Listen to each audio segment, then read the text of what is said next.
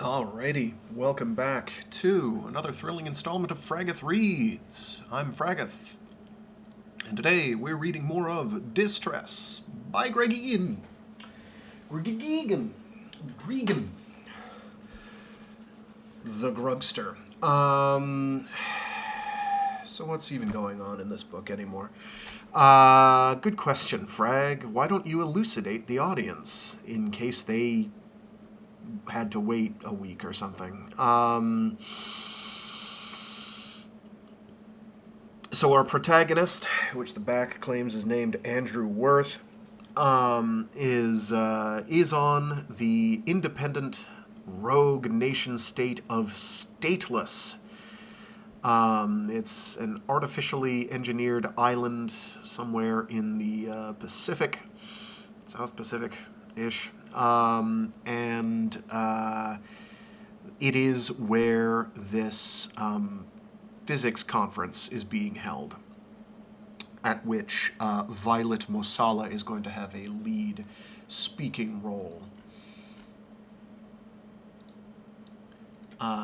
discussing her fancy schmancy new theory of everything, or TOE, or toe.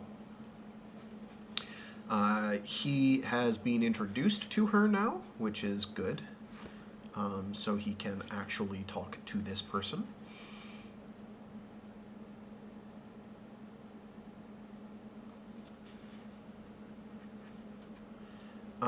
There are some awkward questions that were delivered at the initial opening event to Violet Mosala from a bunch of these borderline cultist groups that just are generally anti-science for myriad reasons, some religious, some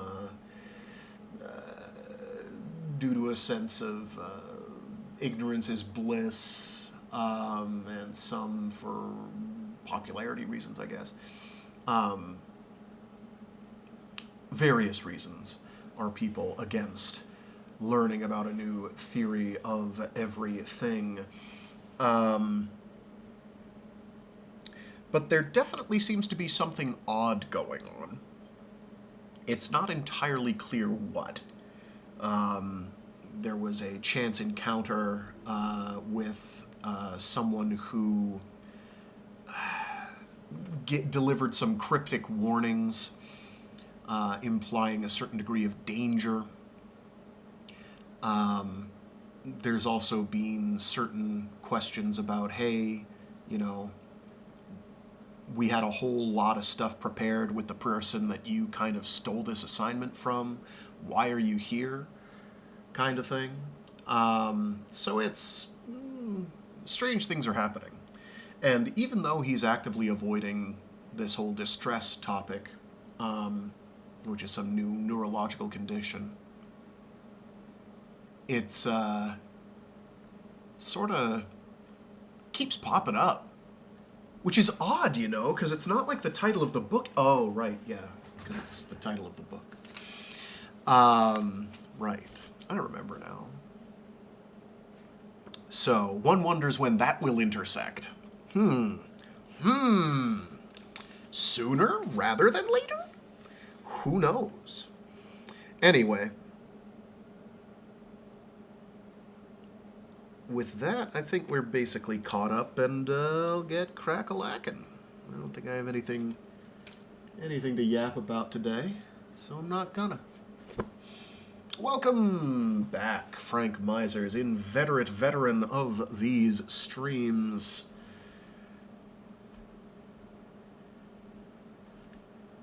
Nice.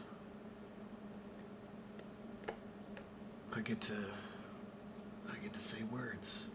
Alrighty. See you guys in a sec. I'm just gonna get some water down my gullet, and we'll get rolling. That's true. It is afternoon for you. You're a couple hours ahead. Alrighty. Give me one sec here.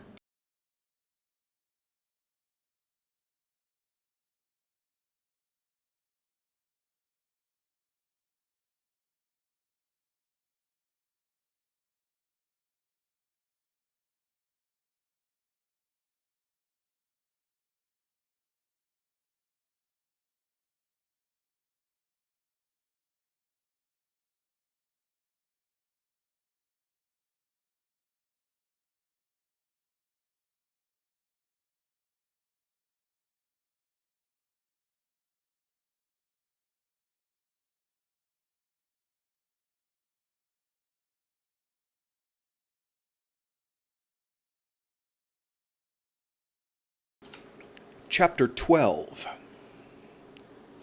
Technolalia, CNET's major rival, insisted on labeling Henry Buzzo, quote, the revered guru of transmillennial physics, unquote, and frequently implied that he should retire as soon as possible, leaving the field open to younger colleagues who rated more dynamic cliches. Wunderkinder und enfant terrible, surfing pre-space's infinite dimensional nouvelle vague. Lydia dismissed TL as Guccione, all hip and no brain. I couldn't argue with that, but I often feared that CNET was heading for a similar fate. Buzzo had shared the Nobel back in 2036 with the 7 other architects of the standard unified field theory, but he, too, was now trying to demolish, or at least supersede, it. I was reminded of 2 early 20th century physicists, J.J. Thomson, who'd established the existence of electrons as distinct particles, and George Thomson, his son, who'd shown that they could also behave like waves. It was an enlargement of vision, not a contradiction, and no doubt Buzzo was hoping to perform a similar feat in a single generation. Buzzo was a tall, bald, heavily wrinkled man, 83 years old, but showing no signs of frailty. He was a lively speaker, and he seemed to strike sparks off the audience of ATM specialists.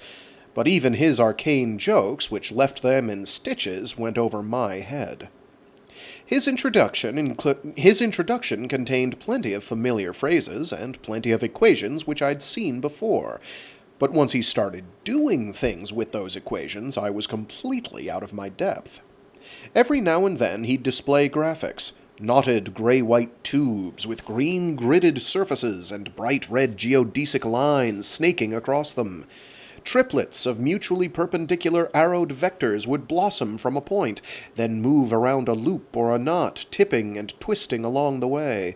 No sooner would I start to feel that I was making sense of these diagrams, though, than Buzzo would wave a hand at the screen dismissively and say something like, I can't show you the most crucial aspect, what's happening in the bundle of linear frames, but I'm sure you can all picture it. Just imagine embedding this surface in 12 dimensions. You know, it's really funny that Gregg Egan would say all this, because that's kind of how I feel with some of his later books. Schild's Ladder kind of hurt my brain, but I at least enjoyed what it was doing. I gotta get around to rereading that. I sat 2 empty seats to the left of Violet Mosala, but I hardly dared glance her way. When I did, she kept her eyes on Buzzo, but her expression became stony. I couldn't imagine what means she suspected I'd employed to win the contract for the documentary. Bribery? Extortion? Sex? If only CNET could have been so divertingly Byzantine. It didn't really matter how I'd done it, though. The injustice of the end result was self-evident regardless. So this path integral, said Buzzo, gives us an invariant.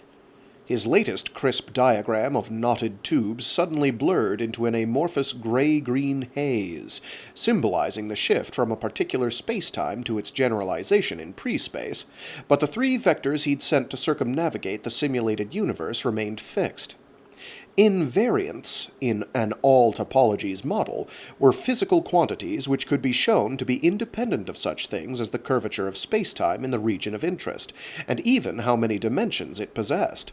Finding invariants was the only way to make any kind of coherent physics emerge from the daunting indeterminacy of pre-space. I fixed my gaze on Buzzo's steady vectors. I wasn't entirely lost yet, after all. But that's obvious. Now comes the tricky part. Imagine extending the same operator to spaces where the Ricci curvature is nowhere defined. Now I was lost. I gave serious thought to calling Sarah again and asking if she'd be willing to take back Violet Mosala. I could have handed her the footage I'd shot so far, smoothed out the administrative glitches with Lydia, and then crawled away somewhere to recover, from Gina's departure, from junk DNA, without having to pretend that I was doing anything but convalescing. I'd told myself that I couldn't afford to stop working, even for a month, But that was a question of what I was used to, not a question of starvation, and without someone to share the rent, I was going to have to move house anyway.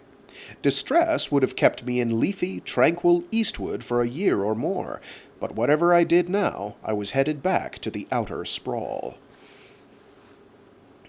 I don't know what stopped me from walking out of that incomprehensible lecture, and away from Mosala's justified distaste.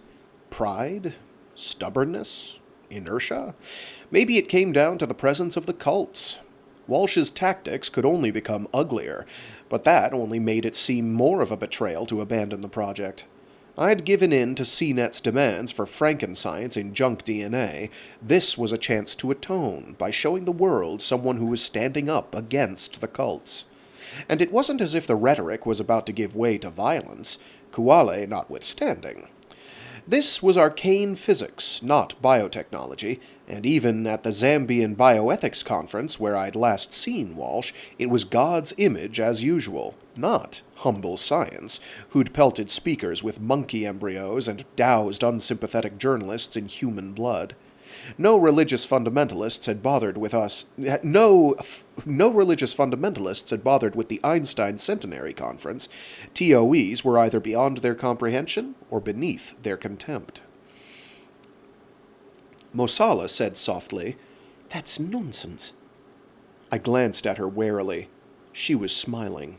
She turned to me, all hostilities momentarily forgotten, and whispered, "He's wrong. He thinks he's found a way to discard the isolated point topologies. He's cooked up an isomorphism which maps them all into a set of a measure 0. But he's using the wrong measure. In this context, he has to use Perini's, not Saup's. How could he have missed that?" I had only the vaguest idea of what she was talking about. Isolated point topologies were spaces where nothing actually touched anything else.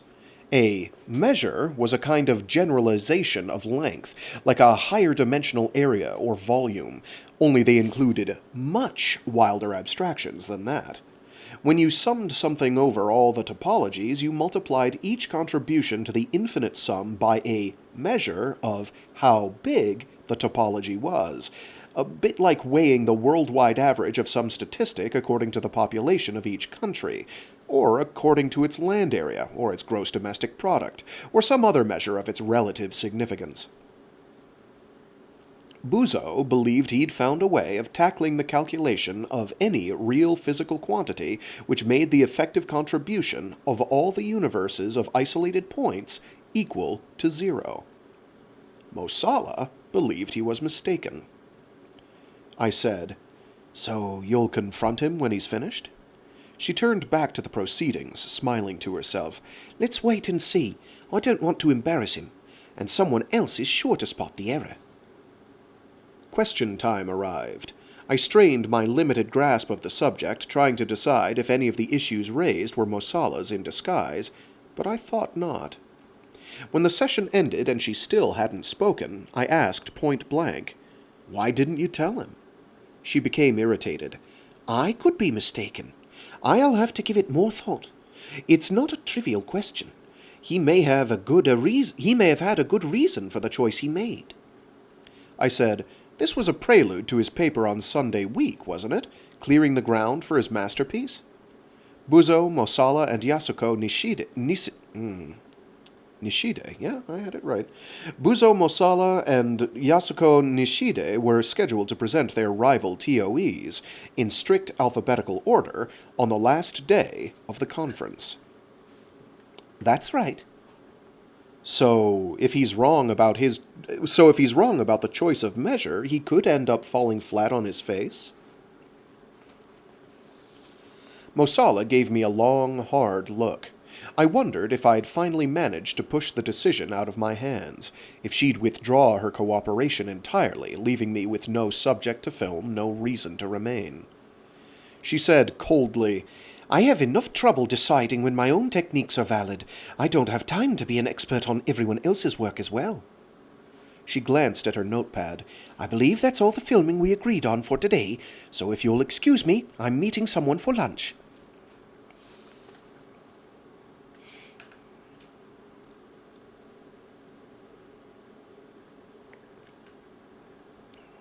I saw Mosala heading for one of the hotel restaurants, so I turned the other way and walked out of the building. The midday sky was dazzling. In the shadows of awnings, the buildings retained their subtle hues, but in the glare of full sunlight they took on an appearance reminiscent of the oldest quarters of some North African cities, all white stone against blue sky. There was an ocean-scented breeze from the east, warm but not unpleasant. I walked down side streets at random until I came to an open square. In the middle there was a small circular park, some 20 meters wide, covered with luxuriant grass, wild and unknown, and dotted with small palms. It was the first vegetation I'd seen on Stateless, except for potted plants in the hotel. Soil was a luxury here. All the necessary minerals could be found in the ocean, in trace amounts, but trying to provide the island with enough topsoil for agriculture would have meant trawling several thousand times the area of water required for the algae and plankton-based food chain which met all the same needs. I gazed at this modest patch of greenery, and the longer I stared, the more the sight of it unnerved me. It took me a while longer to understand why. The whole island was an artifact, as much as any building of metal and glass. It was maintained by engineered life forms, but their wild ancestors were as remote to them as ancient buried ore bodies were to gleaming titanium alloy. In this tiny park, which was really just an overgrown potted plant, should have driven that home mercilessly, puncturing the illusion that I was standing on anything but the deck of a vast machine. It didn't. I'd seen Stateless from the air, spreading its tendrils out into the Pacific, as organically beautiful as any living creature on the planet. I knew that every brick and tile in this city had been grown from the sea, not fired in any kiln. The whole island appeared so natural on its own terms that it was the grass and the trees which looked artificial. This patch of wild, authentic nature seemed alien and contrived. I sat on a bench. Reef rock, but softer than the paving beneath it, more polymer, less mineral, half shaded by one of the ironic, palm tree-shaped sculptures which ringed the edge of the square. None of the locals were walking on the grass, so I stayed back. I hadn't regained my appetite, so I just sat and let the warm air and the sight of the people wash over me. Unwillingly, I recalled my ludicrous fantasy of endless carefree Sunday afternoons with Gina. Why had I ever imagined that she'd want to sit by a fountain in Epping with me for the rest of her life? How could I have believed for so long that she was happy, when all I'd made her feel, in the end, was ignored and invisible, suffocated and trapped? My notepad beeped. I slid it from my pocket, and the Sisyphus announced, and I don't know why I added "the" there. My notepad beeped. I slid it from my pocket, and Sisyphus announced, WHO epidemiology statistics for March have just been released. Notified cases of distress now number 523. That's a 30% increase in a month. A graph appeared on the screen. There have been more new cases reported in March than in the previous 6 months combined. I said numbly, I don't remember asking to be told this. August 7th last year, 9:43 p.m. The hotel room in Manchester. You said, let me know if the numbers ever really take off. Sorry, you said, let me know if the numbers ever really take off. Okay, go on.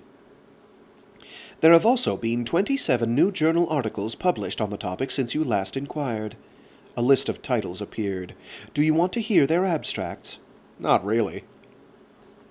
I glanced up from the screen and noticed a man working at an easel on the far side of the square. He was a stocky Caucasian, probably in his 50s, with a tanned, lined face. Since I wasn't eating, I should have been making good use of my time by replaying Henry Buzzo's lecture to myself, or diligently plowing through some relevant background material. After a few minutes contemplating this prospect, I got up and walked around to take... I don't know why my tonality went all weird there. After a few minutes contemplating this prospect, I got up and walked around to take a look at the work in progress. The picture was an impressionistic snapshot of the square. Or partly impressionistic. The palms and the grass looked like patches of green light caught reflected on an uneven window pane, through which the rest of the scene was viewed. But the buildings and pavement were rendered as soberly as they would have been by any architect's computer. The whole thing was executed on transition with a capital T, a material which changed color under the influence of an electric stylus. Different voltages and frequencies made each type of embedded metal ion migrate toward the surface of the white polymer at a different rate. It looked almost like oil paint appearing from nowhere, and I'd heard that creating a desired color could be as much of an art as mixing oils.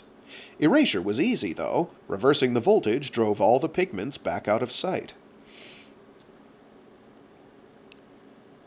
I like that idea. Kind of like a souped-up, futuristic Etch-a-Sketch.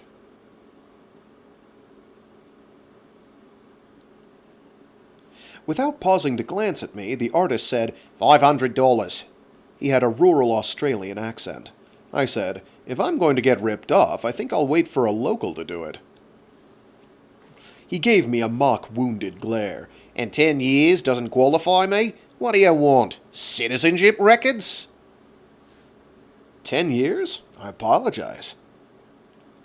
10 years meant he was practically a pioneer. Stateless had been seeded in 2032, but it had taken almost a decade to become habitable and self-sustaining. I was surprised. The founders, and most of the earliest settlers, had come from the U.S. I said, my name's Andrew Worth. I'm here for the Einstein Conference. Bill Monroe. Here for the night. Here for the light. Light. He didn't offer his hand. I can't afford the picture, but I'll buy you lunch if you're interested. He looked at me sourly. You're a journalist. I'm covering the conference, nothing else, but I'm curious about the island.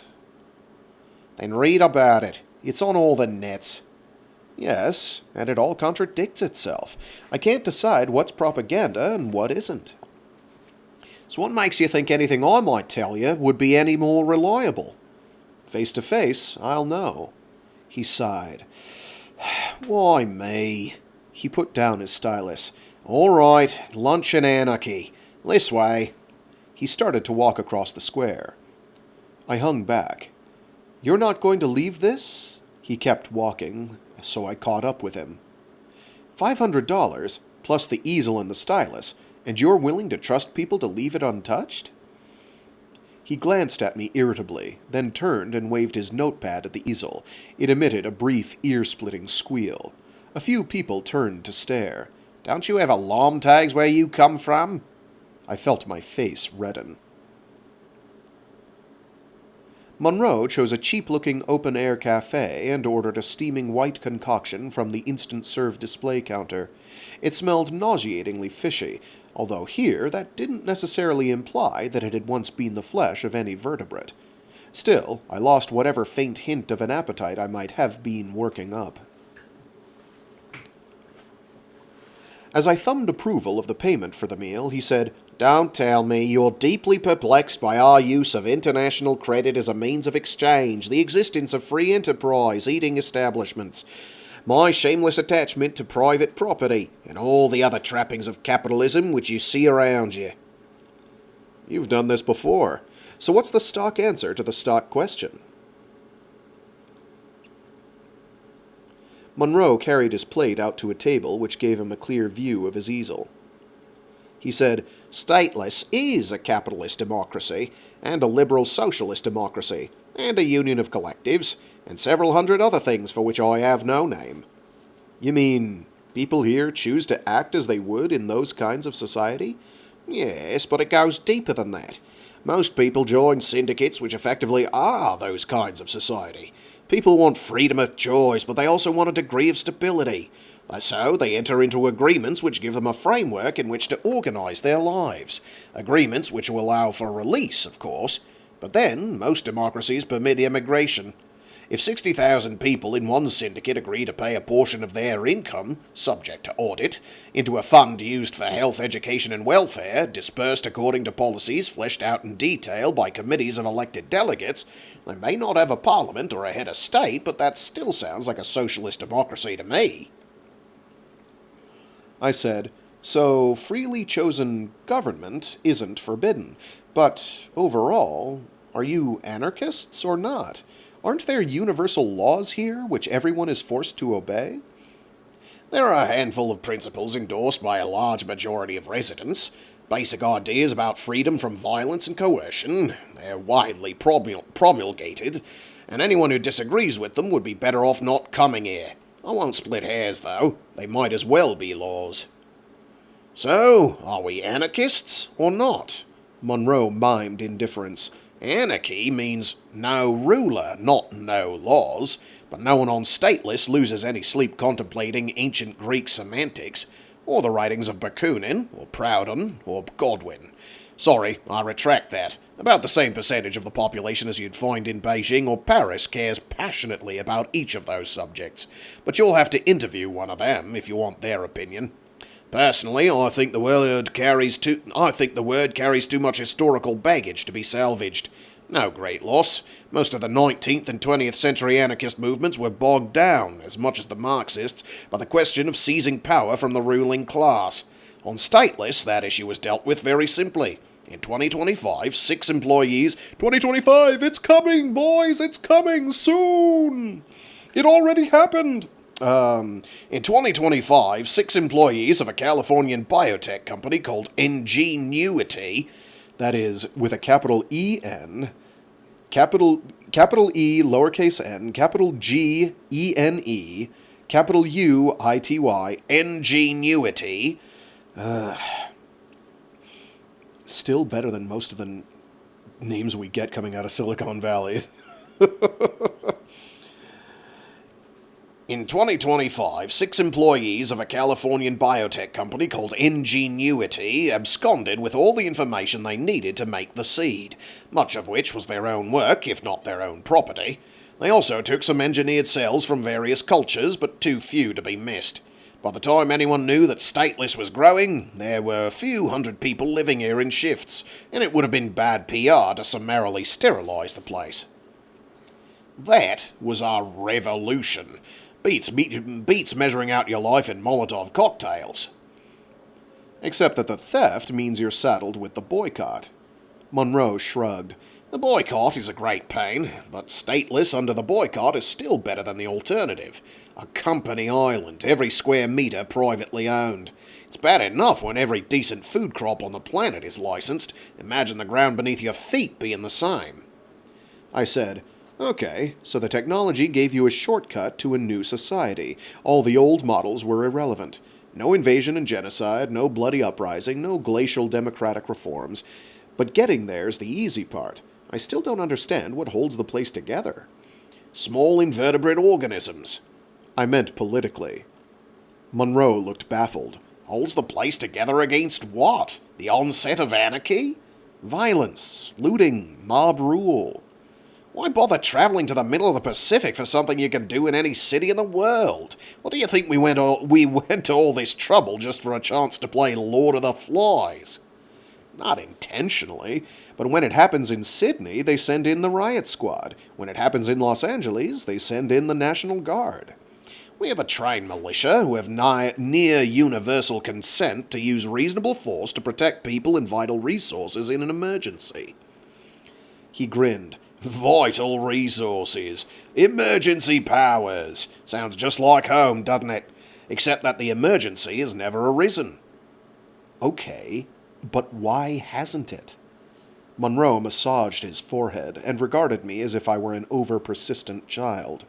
Goodwill? Intelligence? Some other bizarre alien force? Be serious. There are some obvious things. People turn up here with a slightly higher than average level of idealism. They want Stateless to work, or they wouldn't have come, give or take the occasional tedious agent provocateur. They're prepared to cooperate. I don't mean living in dormitories. pretending everyone's your extended family and going on work parties singing uplifting communal anthems, though there's some of that about. But they're willing to be more flexible and tolerant than the average person who chooses to live elsewhere, because that's the whole point. There's less concentration of wealth and of power. Maybe that's only a matter of time, but with so much power so heavily decentralized, it's very hard to buy. And yes, we have private property, but the island, the reefs, and the waters are a commons. Syndicates which collect and process food trade their products for money, but they have no monopoly. There are plenty of people who feed themselves directly from the sea. I looked around the square, frustrated. Okay, you're not all slaughtering each other or rioting in the streets because no one's starving and no one's obscenely rich. Yet. But do you honestly think it's going to last? The next generation won't be here by choice. What are you going to do? Indoctrinate them all with tolerance and hope for the best? It's never worked before. Every other experiment like this has ended in violence, being conquered or absorbed, or given up and turned into a nation-state. Monroe said, "Of course we're trying to pass on our own values to our children, like everyone else on the planet, and with about as much success. But at least most children here are taught sociobiology from an early age." Sociobiology? He grinned. "More useful than Bakunin, believe me. People will never agree on the details of how society should be organized, and why should they? But unless you're an Edenite who believes there's some natural, Gaia-given utopian condition to which we should all return, then adopting any form of civilization means choosing some kind of cultural response, other than passive acceptance, to the fact that we are animals with certain innate behavioral drives. And whether that response involves the most subtle compromise or the most vehement opposition, it helps to know exactly what it is you're trying to accommodate or oppose. If people understand the biological forces acting on themselves, and everyone around them, then at least they have a chance of adopting intelligent strategies for getting what they want with a minimum of conflict, instead of blundering around with nothing but romantic myths and wishful thinking, courtesy of some dead political philosopher. I let that sink in. I'd come across no end of detailed prescriptions for ludicrous scientific utopias and blueprints for societies organized on allegedly rational grounds. But this was the first time I'd heard anyone advocate diversity in the same breath as acknowledging biological forces. Instead of exploiting sociobiology to try to justify some rigid political doctrine to be imposed from above, from Marxism to the nuclear family, from racial purity to gender separatism, we must live this way because human nature requires it. Monroe was suggesting that people could use the self-knowledge of the species to make better decisions for themselves. Informed anarchy. It was an appealing notion, but I still felt obliged to be skeptical. Not everyone's going to let their children learn sociobiology. There must be a few cultural and religious fundamentalists, even here, who'd find it too threatening. And what about adult migrants? If someone's 20 years old when they arrive on Stateless, they'll still be around for another 60 years. Plenty of time to lose their idealism. Do you really think the whole thing can hold together while the first generation grow old and disillusioned? Monroe was bemused. "Does it matter what I think? If you really care one way or the other, explore the island, talk to people, make up your own mind." You're right. I wasn't here to explore the island, though, or to form an opinion on its political future. I glanced at my watch. It was after 1. I stood up. Monroe said, "There's something going on right now which you might like to see, or even try. Are you in a hurry?" I hesitated. "That depends." "I suppose you could call this the closest thing we have to a ceremony for new residents." I must have looked less than thrilled. Monroe laughed. "No anthems, no oaths, no gilded scrolls, I promise. And no, it's not compulsory. It just seems to have become the fashion for new arrivals. Mere tourists are welcome too, though." Are you going to tell me, or do I have to guess? "I can tell you that it's called inland diving. but you really have to see it to know what that means.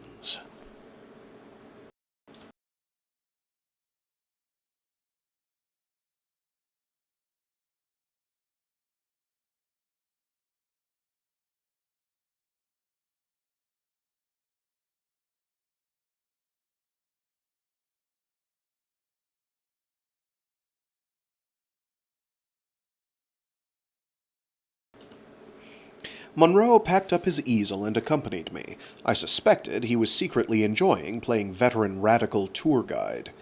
We stood in the doorway to catch the breeze as the tram headed out toward the northern arm of the island. The track ahead was barely visible. 2 parallel trenches carved in the rock, the gray ribbon of superconductor running down the middle, all but hidden beneath a layer of fine, chalky dust. By the time we'd traveled about 15 kilometers, we were the only passengers left. I said, "Who pays for the maintenance of these things?" "Fares cover some of it. The syndicates pay the rest." "So what happens if a syndicate decides not to pay? To freeload?" Then everyone knows. Okay, but what if they genuinely can't afford to contribute? What if they're poor? Most syndicate finances are public knowledge. By choice, but it's viewed as odd if they're kept secret. Anyone on Stateless can pick up their notepad and find out if the wealth of the island is being concentrated in one syndicate, or being siphoned offshore, or whatever, and act on that knowledge as they see fit. We were clear of the built-up center now. There were buildings which looked like factories and warehouses scattered around the tram line, but more and more of the view was becoming bare reef rock, flat but slightly uneven. The limestone appeared in all the hues I'd seen in the city, zebra striping the landscape in distinctly ungeological patterns, governed by the diffusion of different subspecies of lithophilic bacteria. The ground here wouldn't be amenable to rock farming, though. The inner core of the island was too dry and hard, too devascularized. Further out, the rock was much more porous and suffused with calcium-rich water and the engineered organisms needed to replenish it. The tram lines didn't run to the coast because the ground became too soft to bear the weight of the vehicles. I invoked Witness and started recording. At this rate, I'd have more private travelogue footage than material for the documentary, but I couldn't resist. I said, "Did you really come here for the light?" Monroe shook his head. "Hardly. I just had to get away." "From what?" "All the noise, all the cant, all the professional Australians." Ah. I'd first heard that term when I was studying film history. It had been coined to describe the mainstream directors of the 1970s and 80s. As one historian had put it, "They possessed no distinguishing features except for their nationality. They had nothing to say and nothing to do except foist a claustrophobic vocabulary of tired nationalist myths and icons onto their audience, while loudly proclaiming themselves to be defining the national character, and to represent, in person, a nation finding its voice." I'd thought this was probably a harsh judgment, until I'd seen some of the films. Most of them were stultifying horse operas, rural colonial melodramas, or sentimentalized war stories. The nadir of the period, though, was probably an attempted comedy in which Albert Einstein was portrayed as an Australian apple farmer's son, who splits beer atoms and falls in love with Mary Curie. I said, "I always thought the visual arts had grown out of that long ago, especially in your mode." Monroe scowled. "I'm not talking about art. I'm talking about the entire dominant culture." "Come on, there is no dominant culture anymore. The filter is mightier than the broadcaster." At least, that was the net swoon line. I still wasn't sure I'd bought it. Monroe hadn't. "Very zen. Try exporting Australian medical biotech to Stateless, and you'll soon find out exactly who's in control." I had no answer to that. He said, "Don't you ever get tired of living in a society which talks about itself relentlessly, and usually lies?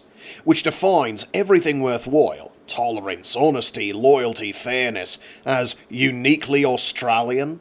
which pretends to encourage diversity, but can't ever stop babbling about its national identity? Don't you ever get sick of the endless parade of buffoons who claim the authority to speak on your behalf? Politicians, intellectuals, celebrities, commentators, defining and characterising you in every detail, from your distinctive Australian sense of humour right down to your fucking collective subconscious iconography, who are all simply liars and thieves. Yes, Monroe, I am tired of this thing. Trust me, buddy, I live in a country that's made that its entire thing, pal. Casual reminder, this was written in 97. Well, published in 97. It could have been written in the year 1906, there's no way to be sure. I'm guessing it wasn't, though. I was taken aback for a moment. But on reflection, this was a recognizable description of the mainstream political and academic culture. Or if not the mainstream, at least the loudest. I shrugged. Every country has some level of parochial bullshit like that going on, somewhere. The U.S. is almost as bad, but I hardly notice it anymore, least of all at home. I suppose I've just learned to tune it out most of the time. I envy you, then. I never could. The tram slid on, displaced dust hissing softly. Monroe had a point. Nationalists, political and cultural, who claimed to be the voice of their nation could disenfranchise those they represented just as effectively as sexists who claimed to be the voice of their sex. A handful of people pretending to speak for 40 million, or 5 billion, would always wield disproportionate power merely by virtue of making the claim. So what was the solution? Move to stateless? Become asex? Or just stick your head in a balkanized corner of the net and try to believe that none of it mattered? This is hitting entirely too close to home, by the way. This hurts. I don't like this. This makes me uncomfortable. Monroe said, I would have thought that the flight from Sydney was enough to make anyone want to leave for good. Physical proof of the absurdity of nations. I laughed dryly. Almost. Being petty and vindictive with the East Timorese is understandable. Imagine dirtying the bayonets of our business partners for all those years and then having the temerity to turn around and take us to court. What the problem is with Stateless, though, I have no idea. None of the ingenuity patents were Australian-owned, were they? No. So, what's the big deal? Even Washington doesn't go out of its way to punish Stateless quite so comprehensively. Monroe said, I do have one theory. Yeah? Think about it. What's the biggest lie the political and cultural ruling class tells itself? Where's the greatest disparity between image and truth? What are the attributes which any self-respecting professional Australian boasts about the most, and possesses the least? If this is a cheap Freudian joke, I'm going to be very disappointed. Suspicion of authority, independence of spirit, non-conformity. So what could they possibly find more threatening than an island full of anarchists?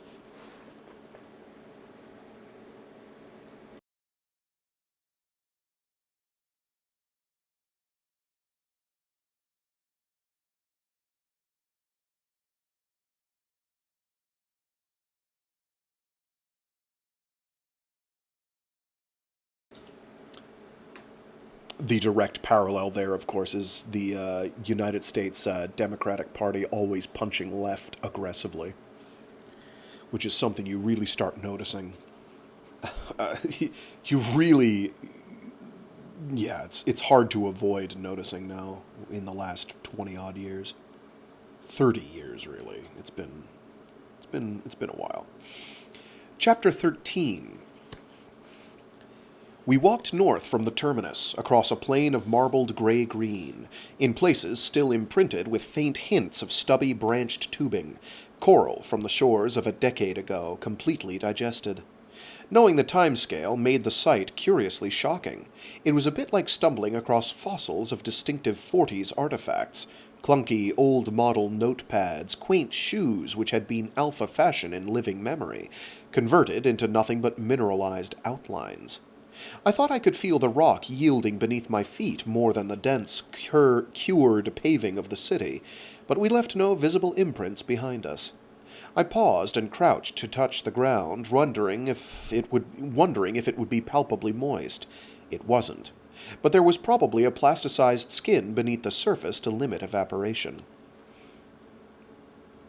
In the distance, a group of 20 or so people were gathered around a gantry several meters high, with a large motorized winch beside it. Nearby was a small green bus with big balloon-tired wheels. The gantry sprouted half a dozen bright orange awnings, and I could hear them snapping in the breeze. Orange cables stretched from the winch to a pulley suspended from the gantry, then dropped straight down, presumably into a hole in the ground concealed by the circle of spectators. I said, "They're being lowered into some kind of maintenance shaft?" That's right. What a charming custom. Welcome to Stateless, tired and hungry traveler. Now check out our sewers. Monroe snorted. Wrong. As we drew nearer, I could see that everyone in the group was gazing intently at the hole beneath the gantry. A couple of people glanced our way briefly, and one woman raised a hand in a tentative greeting. I returned the gesture, and she smiled nervously, then turned back to the hidden entrance. I whispered, though we were barely within earshot, "They look like they're at a mine disaster, waiting to identify the bodies as they're raised to the surface." It's always tense, but be patient. From a distance, I'd thought that people were just randomly, casually dressed, but close up it was clear that they were mostly in swimming costumes, though some wore t-shirts as well. A few were in short-limbed wetsuits. Some people's hair looked distinctly disheveled. One man's was visibly still wet. So what are they diving into? The water supply? Ocean water was desalinated in specialized pools out on the reefs, and the fresh water pumped inland to supplement recycled waste. Monroe said, That'd be a challenge. None of the water arteries are thicker than a human arm. I stopped a respectful distance from the group, feeling very much an intruder.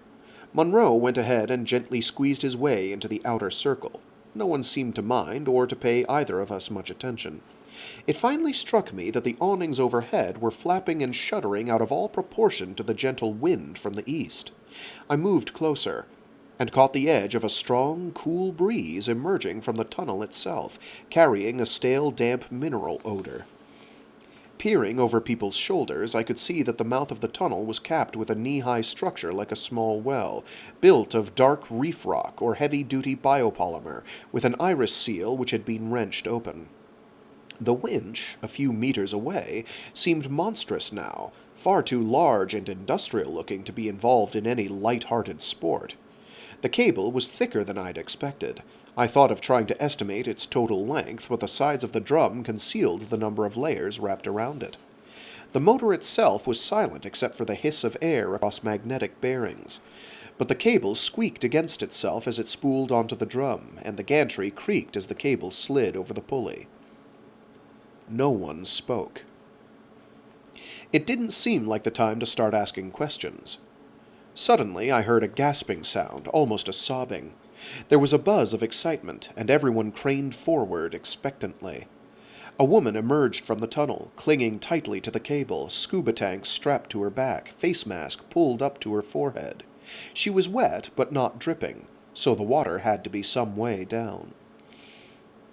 The winch stopped. The woman unhooked a safety line linking the scuba harness to the cable. People reached out to help her onto the lip of the well, and then the ground.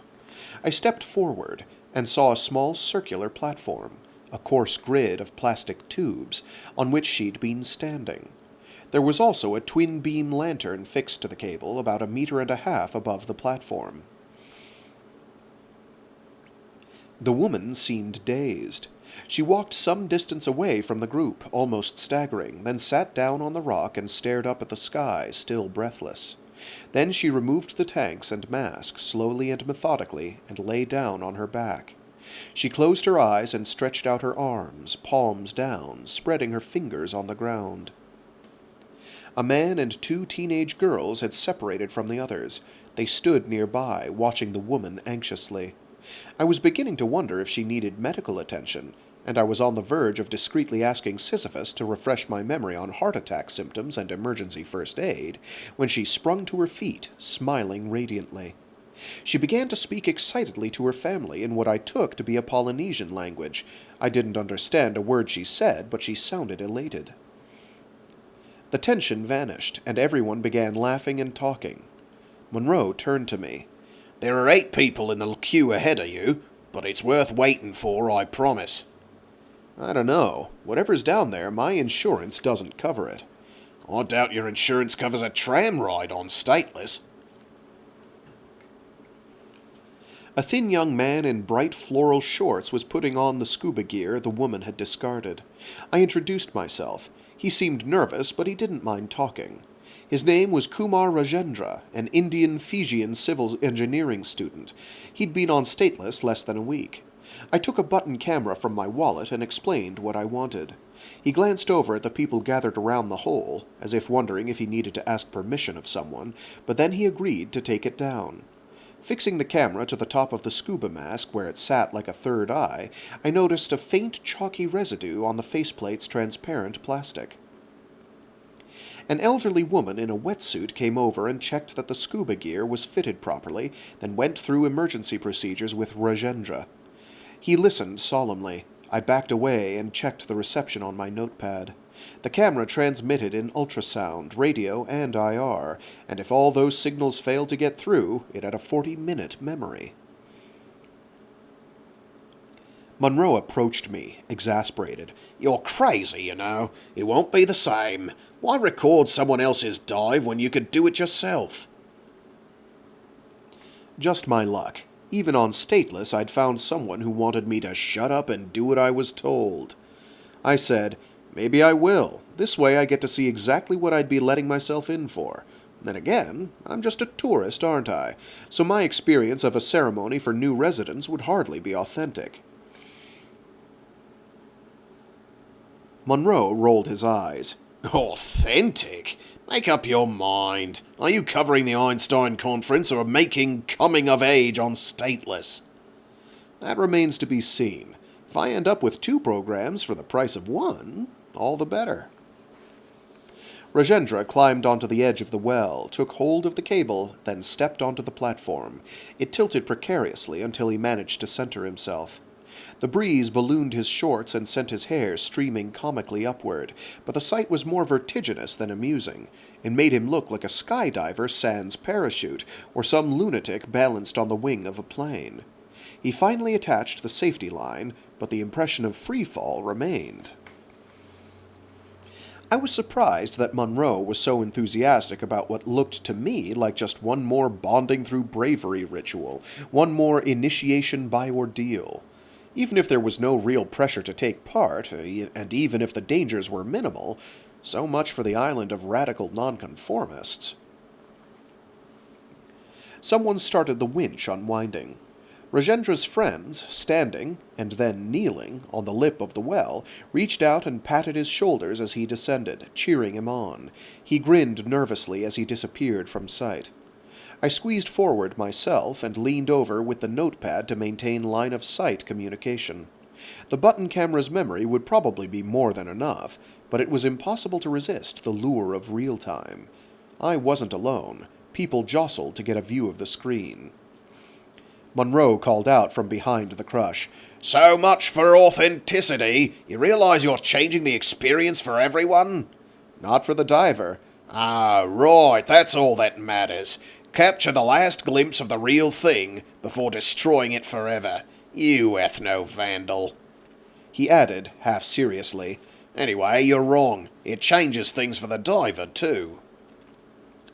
The tunnel was about 2 meters wide, the walls about as cylindrical as the surface rock was flat, too good to be the product of any geological process, but too rough to have been machined. The morphogenesis of Stateless was a complex process which I'd never investigated in detail, but I did know that explicit human intervention had been required for many of the fine points. Still, whether this tunnel had formed unbidden at the intersection of certain levels of marker chemical gradients because lithophilic bacteria had noticed the cue and switched on all the right genes, or whether they'd had to be told more forcefully by a person tipping a bucket load of primer onto the surface, it beat attacking the rock for a month or two with a diamond-coated drill. I watched the twin reflections of the lantern beams slowly shrinking into the darkness, and the point-of-view image of pebbled gray-green rocks sliding by. There were more hints of ancestral coral, and fleeting glimpses of the bones of fish trapped in the compacting of the reefs. And again I felt an eerie sense of the compressed timescale of the island. The idea that subterranean depths belonged to inconceivably remote eons was so ingrained that it required a constant effort to remain prepared for soft drink bottles or car tires, predating Stateless but perfectly likely to have drifted into the mix when this rock was being formed. The decorative trace minerals began to fade, not to be wasted at a depth where they'd be rarely seen. Rajendra's breathing accelerated, and he glanced up toward the surface. Some of the people watching the screen called down to him and waved, their arms skinny silhouettes half-eaten by the glare from the dazzling circle of sky. He looked away and then directly down. The grid of the platform was no real obstruction, but neither lantern beams nor sunlight penetrated far. He seemed to grow calm again. I'd considered asking him to provide a running commentary, but I was glad now that I hadn't. It would have been an unfair burden. The wall of the tunnel grew visibly moist. Rajendra reached out and trailed his fingers through the chalky fluid. Water and nutrients penetrated every part of the island, even the center, although the dry, hard surface layer was thickest there. It didn't matter that the rock here would never be mined, and the fact that the tunnel remained unhealed showed that this region had been explicitly programmed against regrowth. The lithophiles were still indispensable. The heart rock could never be allowed to die. I began to make out tiny bubbles forming in the fluid clinging to the wall, and then, deeper still, visible effervescence. Beyond the edges of the beyond the edges of the Guyot, Stateless was unsupported from below, and a solid limestone overhang 40 kilometers long, strengthened by biopolymers or not, would have snapped in an instant. The Guyot was a useful anchor, and it bore some of the load, but most of the island simply had to float. Stateless was 3/4 air. The heart rock was a fine, mineralized foam, lighter than water. The air in the foam was under pressure, though, from the rock above and below sea level from the surrounding water. Let's try that again. The air in the foam was under pressure, though, from the rock above and below sea level from the surrounding water trying to force its way in. Air was constantly being lost to diffusion through the rock. The wind blasting out of this tunnel was the accumulated leakage from hundreds of square meters, but the same thing was happening, less dramatically, everywhere. The lithophiles prevented Stateless from collapsing like a punctured lung and sinking like a drowned sponge. Plenty of natural organisms were proficient at making gas, but they tended to excrete products you wouldn't want wafting out of the ground in vast amounts, like methane or hydrogen sulfide. The lithophiles consumed water and carbon dioxide, mostly dissolved, to make carbohydrates and oxygen, mostly undissolved.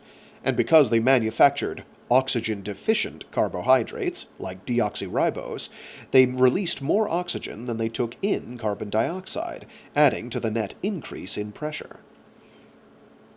All this required energy as well as raw materials. The lithophiles, living in darkness, needed to be fed. The nutrients they consumed, and the products they excreted, were part of a cycle which stretched out to the reefs and beyond. Ultimately, sunlight on distant water powered everything they did. Soon the surface was frothing and boiling, spraying calcareous droplets toward the camera like spittle. And it finally dawned on me that I'd been utterly mistaken. The dive had nothing to do with Edenite notions of modern tribalism. Whatever courage it required was incidental. That wasn't being valued for its own sake. The point was to descend through the palpable exhalation of the rock, and to see with your own eyes what Stateless was. to understand the hidden machinery which kept the island afloat. Rajendra's hand appeared at the border of the image as he fitted the mouthpiece and switched on the air supply. Of course, all this seeping liquid would build up at the bottom of the tunnel. He glanced down once at what looked like a dark, sulphurous pool boiling with volcanic heat. In fact, it was probably chilly and almost odorless. Monroe had been right about one thing. You really had to be there. What's more, the tunnel wind would be weaker at this depth than at the surface, because much of the leaking rock contributing to the total airflow was now overhead. Rajendra would have no trouble noticing the difference, but the view, alone, of gas escaping at ever greater pressure suggested exactly the opposite. As the camera plunged beneath the surface, the image flickered and then switched to lower resolution. Even through the turbulent, cloudy water, I could still catch occasional glimpses of the tunnel wall, or at least the wall of bubbles streaming out of the rock. It was a weird, disorienting sight. It almost looked as if the water was so acidic that it was dissolving the limestone right before my eyes. But once again, that impression would have been instantly untenable if I'd been down there in person, swimming in the stuff. The resolution dropped again, and then the frame rate fell. The picture became a series of stills in rapid succession as the camera struggled to maintain contact. Sound came through clearly enough, though I probably wouldn't have recognized distortion in the noise of bubbles breaking against a scuba mask. Rajendra glanced down. The view showed 10,000 pearls of oxygen streaming up through opalescent water, and nothing more distant than his knees. I thought I heard him inhaling sharply, tensing himself in preparation for touching the bottom, and then I almost sent the notepad tumbling down after him. One still showed a startled, bright red fish staring straight into the camera. In the next image, it was gone. I turned to the woman beside me. "Did you see?" She had, but she didn't seem at all surprised. The skin tingled all over my body. How thick was the rock we were standing on? How long was the cable? When Rajendra emerged from the underside of the island, he made a noise which might have expressed anything from exuberance to terror. With a plastic tube in his mouth, and all the other acoustic complications, all I could discern was a muffled choking sound. As he descended through the subterranean ocean, the water around him gradually became clearer. I saw a whole school of tiny, pale fish cross the lantern beam in the distance, followed by a gray manta ray at least a meter wide, mouth stretched open in a permanent plankton-straining grin. I glanced up from the screen, shaken. This couldn't be happening beneath my feet. The winch halted. Rajendra looked up, back towards Stateless, tilting the lantern on its pivot, swinging it back and forth. Milky water roiled in a layer that clung to the underside. Fine particles of limestone? I was confused. Why didn't they simply fall? Even from strobed stills, I could see that this haze was in constant motion, surging rhythmically toward the hidden rock. I could also make out bubbles of gas dragged down a few meters in some kind of undertow before finally escaping back into the haze. Rajendra played the beam back and forth, improving his control. The lantern was obviously difficult to manipulate accurately, and I could sense his frustration, but after a few minutes, his persistence paid off. A stronger-than-average surge mixed an updraft of clear water into the milky layer above, parting the curtain for an instant. Beam and camera transfixed the event, exposing lumpy rock sparsely populated with barnacles and pale, frond-mouthed anemones. In the next frame, the image was blurred, not yet obscured by the haze of white particles, but crinkled, distorted by refraction. At first, we'd seen the rock through pure water. Now we saw it through water and air. There was a thin layer of air constantly trapped against the underside, maintained by the steady stream of oxygen escaping from the foamed rock. The air gave the water a surface which could carry waves. Every wave which crashed on the distant reefs would send a twin diving beneath the island. No wonder the water was cloudy. The underside of Stateless was being constantly scraped by a vast, wet, jagged file. Waves eroded the shoreline, but at least that stopped at the high tide mark. This assault was going on beneath dry land all the way to the rim of the Guillot. I turned again to the woman beside me, one of Rajendra's friends. The limestone detritus. Tiny particles like that must lose all their oxygen, all their buoyancy. Why don't they just fall? They do. The white comes from engineered diatoms. They scavenge calcium from the water, mineralize it, then migrate up and paste themselves into the rock when the waves dash them against it. Coral polyps can't grow in the darkness, so the diatoms are the only repair mechanism. She smiled, hyper-lucid. She'd been there to see for herself. That's what holds the island up, just a fine mist of calcium fading away into the depths, and a few trillion microscopic creatures whose genes tell them what to do with it.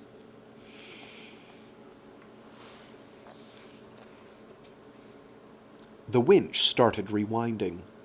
No one was near it. There must have been a control button for the diver, which I'd missed.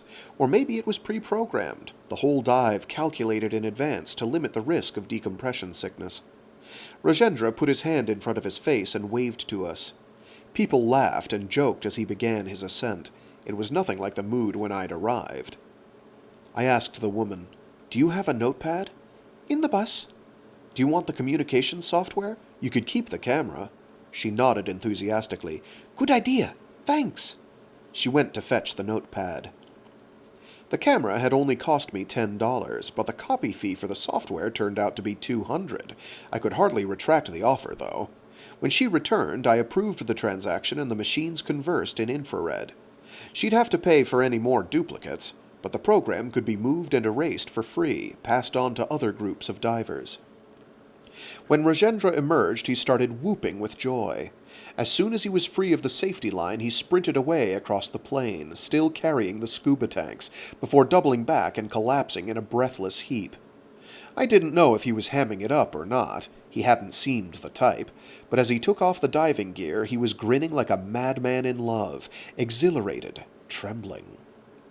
Adrenaline, yes, but he'd been diving for more than the thrill of it.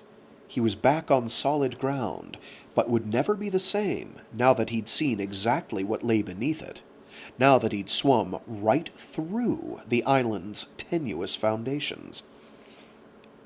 This was what the people of Stateless had in common. Not merely the island itself, but the first-hand knowledge that they stood on rock which the founders had crystallized out of the ocean, and which was, forever, dissolving again, only enduring through a process of constant repair. Beneficent nature had nothing to do with it. Conscious human effort and cooperation had built Stateless, and even the engineered life which maintained it couldn't be treated as God-given, infallible. The balance could be disturbed in 1,000 ways. Mutants could arise, competitors could move in, phages could wipe out bacteria, climate change could shift vital equilibria. All the elaborate machinery had to be monitored, had to be understood. In the long run, discord could literally sink the place. If it was no guarantee of harmony that nobody on Stateless wanted their society to disintegrate, maybe it helped focus the attention to realize that the land beneath their feet might do the same. And if it was naive to think of this understanding as any kind of panacea, it had one undeniable advantage over all the contrived mythology of nationhood. It was true. I copied everything from the camera's memory to give me the scene in high resolution. When Rajendra had calmed down slightly, I asked for his permission to use the footage for broadcast. He agreed. I had no definite plans, but at the very least I could always smuggle it into the interactive version of Violet Mosala. Monroe came with me, still shouldering his folded easel and rolled-up canvas, as I headed back for the terminus. I said sheepishly, I might try it for myself once the conference is over. Right now, it looks too intense. I just don't want to be distracted. I have a job to do. He faked bewilderment. It's entirely your decision. You don't have to justify anything to anyone here. Yeah, sure. And I've died and gone to heaven. At the terminus, I hit the call button. The box predicted a 10-minute wait. Monroe fell silent for a while. Then he said, I suppose you have all the inside information about everyone attending the conference? I laughed. Not exactly, but I'm sure I'm not missing out on much. Soap operas starring physicists are just as dull as any other kind. I really don't care who's screwing whom or who's stealing whose brilliant ideas. He frowned amiably. Well, neither do I, but I wouldn't mind knowing if the rumor about Violet Mosala has any substance. I hesitated. Which rumor did you have in mind? There are so many. It sounded pitiful, even as I said it. I might as well have come right out and admitted that I had no idea what he was talking about. There's only one serious question, isn't there? I shrugged. Monroe looked irritated, as if he believed I was being disingenuous and not just trying to conceal my ignorance. I said candidly, Violet Mosala and I aren't exactly swapping intimate secrets. The way things are going, if I make it through to the end of the conference with decent coverage of all her public appearances, I'll count myself lucky, even if I have to spend the next 6 months chasing her between appointments in Cape Town trying to flesh things out.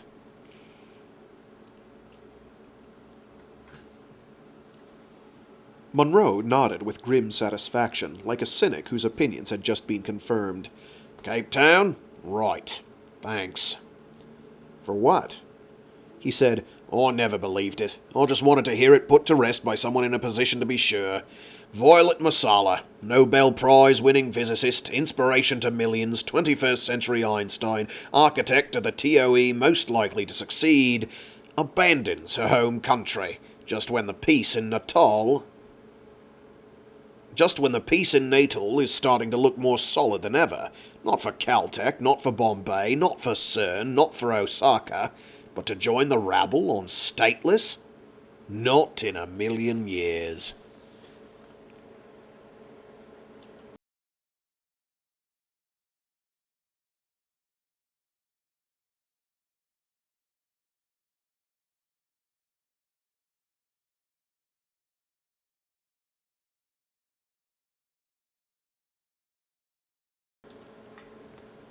So, the thick plottins.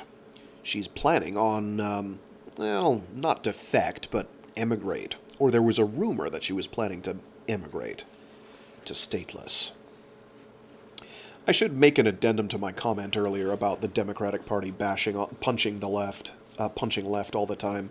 The Democratic Party leadership, which of course is a large agglomeration of a whole bunch of varied interests, many of whom are the consultant class, who have led them to critical losses throughout the last several decades, but keep getting money out of it.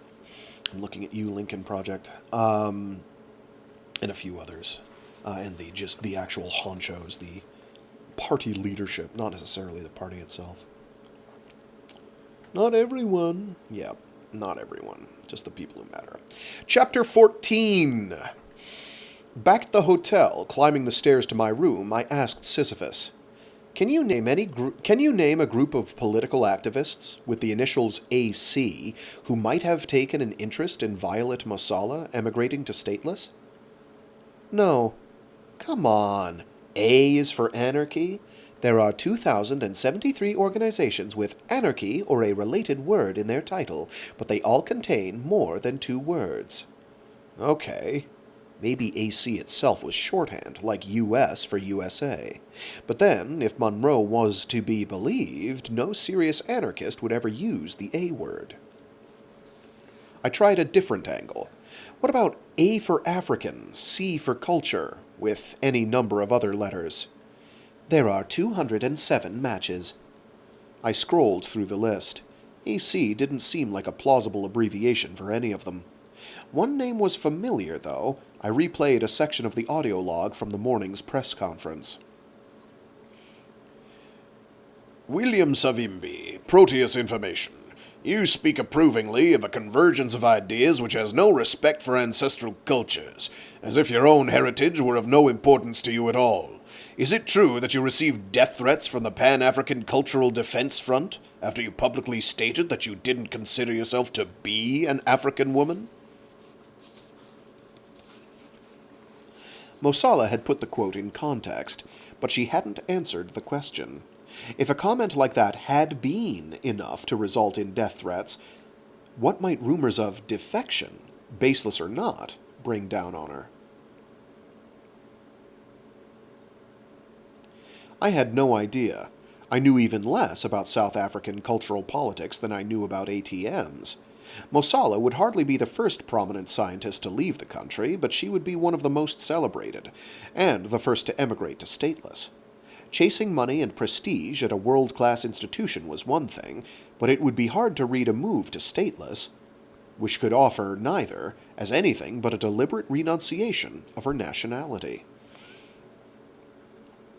I paused on the landing and stared at my useless electronic teat. AC? Mainstream AC? Sisyphus was silent. Whoever they were, Sarah Knight had managed to find them. I was beginning to feel an ache in the pit of my stomach every time I thought about what I'd done to her. It was clear that she'd prepared for this job meticulously, researching every issue surrounding Mosala, and coming from politics where nothing on the nets was true, she'd probably gone out and talked to everyone in the flesh. Someone must have told her about the rumors, put her on the trail which led to Kuale, all off the record, of course. I'd stolen the project, walked in cold, and now I couldn't even tell whether I was making a documentary about an emigrant anarcho-physicist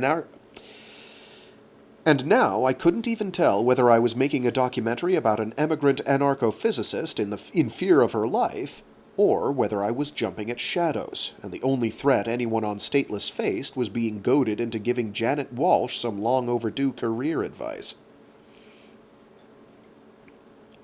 I had Hermes call every hotel on the island, and inquire about a guest called Akili Kuale. No luck. In my room, I turned up the window's sound insulation and tried to psych myself into doing some work. The next morning I was scheduled to film a lecture by Helen Wu, chief advocate of the view that Mosala's methodology verged on circular logic. Before getting diverted by the inland divers, I'd been planning to spend the whole afternoon reading Wu's previous papers. I had a lot of catching up to do. First, though, I scanned the relevant databases, eschewing help from Sisyphus and taking 3 times as long. The Pan-African Cultural Defense Front turned out to be a loose affiliation of 57 radical traditionalist groups from 23 nations, with a Council of Representatives which met each year to decide strategies and issue proclamations. PACDF itself was 20 years old. It had appeared in the wake of a resurgence of the traditionalist debate in the early 30s, when a number of academics and activists, mostly in Central Africa, had begun to speak of the need to, quote, re-establish continuity, unquote, with the pre-colonial past. Political and cultural movements of the previous century, from Senghor's negritude to Mobutu's authenticity to black consciousness in all its forms, were dismissed as corrupt, assimilationist, or overly concerned with responding to colonialism and westernization. The correct response to colonialism, according to the most vocal of the new traditionalists, was to excise it from history completely, to aim to behave, in its aftermath, as if it had never happened. That kind of reminds me of, so in the wake of World War I in Turkey, so the Turkish language has a bunch of Arabic loanwords, and Turkey, which was formerly part of the Ottoman Empire, and was broadly seeking relevance on the world stage, trying to find itself in the world, basically went through a brief spate where they were excising every single Arabic loanword from the Turkish language, right up until some absolute genius came up with the idea that, oh wait, no, Turkish is actually the core language from which all other languages are based. Therefore, other language loanwords in Turkish are okay because they're actually Turkish now. This was a brief thing that happened in like the 1920s, 1920s, in the wake of World War One. Very wild stuff, very funny stuff. I forget where I read about that or heard about that.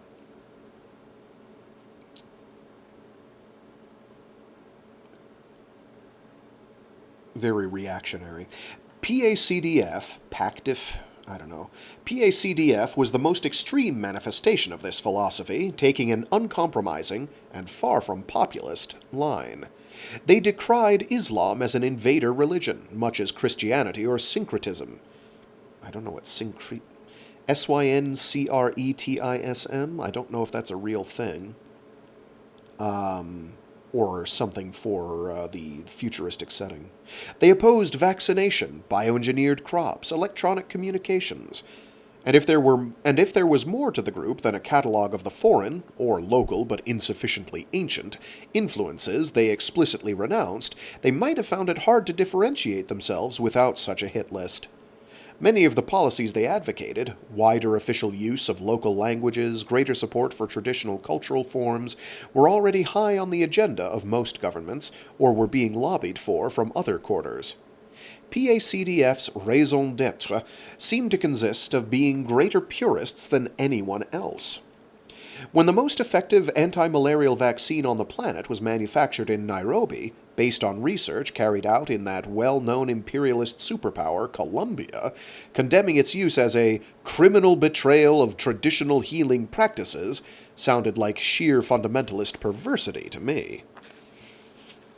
If Violet Mosala had chosen to emigrate to Stateless, I would have thought that they'd be glad to be rid of her. She might have been a hero on half the continent, but to PACDF, she could never have been anything but a traitor.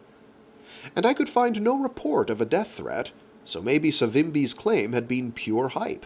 The reality might have involved nothing more than an anonymous call to his news desk. I plowed on, regardless. Maybe Kuale's mysterious faction had revealed themselves by taking part in the other side of the debate? Slur your words together. It makes it real easy for people to understand you. There was certainly no shortage of vocal opposition to PACDF, from more moderate traditionalists, from numerous professional bodies, from pluralist organizations, and from self-described technoliberateurs. Mismatched initials aside, I couldn't quite see a member of the African Union for the Advancement of Science collaring journalists in airports and asking them to play unofficial bodyguard to a world-renowned physicist. And while the African Pluralists League organized worldwide student exchange programs, theater and dance tours, physical and net-based art exhibitions, and lobbied aggressively against cultural isolationism and discriminatory treatment of ethnic, religious, and sexual minorities, I doubted they had time on their hands to fret about Violet Mosala. The late Muteba Kazadi had coined the term techno-liberation to mean both the empowerment of people through technology and the liberation of the technology itself from restrictive hands. Muteba had been a communications engineer, poet, science writer, and minister for development in Zaire in the late 30s. I viewed some of his speeches, impassioned pleas for the use of knowledge in the service of freedom. He'd called for an end to the patenting of engineered crops, public ownership of communications resources, and a universal right of access to scientific information. As well as championing the obvious pragmatism of liberation biology, though Zaire had never gone renegade and used unlicensed crops, he'd spoken of the long-term need for African nations to participate in pure research in every area of basic science, an extraordinary stand at a time when such activities were deeply unpopular in the wealthiest countries on the planet, and unthinkable in terms of his own government's immediate priorities. Muteba had had his eccentricities, his three biographers concurred, with a leaning toward Nietzschean metaphysics, fringe cosmology, and dramatic conspiracy theories, including the old one that El Nido de Ladrones, the bioengineered haven built by drug runners on the Peruvian-Colombian border, had been H-bombed in 2035, not because the modified forest was out of control and threatening to overrun the whole Amazon basin, but because some kind of dangerously liberating neuroactive virus had been invented there. The act had been an obscenity, thousands of people had died, and the public outrage it attracted had quite possibly helped to save Stateless from a similar fate. But I thought the more prosaic explanation was far more likely to be true. Learned commentators from every part of the continent stated that Muteba's legacy lived on, and that proud techno-liberateurs were active across the face of Africa and beyond. I found it difficult to pin down his direct intellectual descendants, though. Hundreds of academic and political groups and tens of thousands of individuals cited Muteba as a source of inspiration, and many people who'd spoken out against PACDF in net debates had explicitly labeled themselves techno-liberateurs, but each seemed to have adapted the philosophy to a slightly different agenda. I had no doubt that every one of them would have been horrified at the thought of Violet Mosala coming to harm, but I was no wiser as to who might have taken it upon themselves to watch over her. Around 7, I headed downstairs. Sarah Knight still hadn't returned my call, and I could hardly blame her for snubbing me. I thought again about offering to hand back the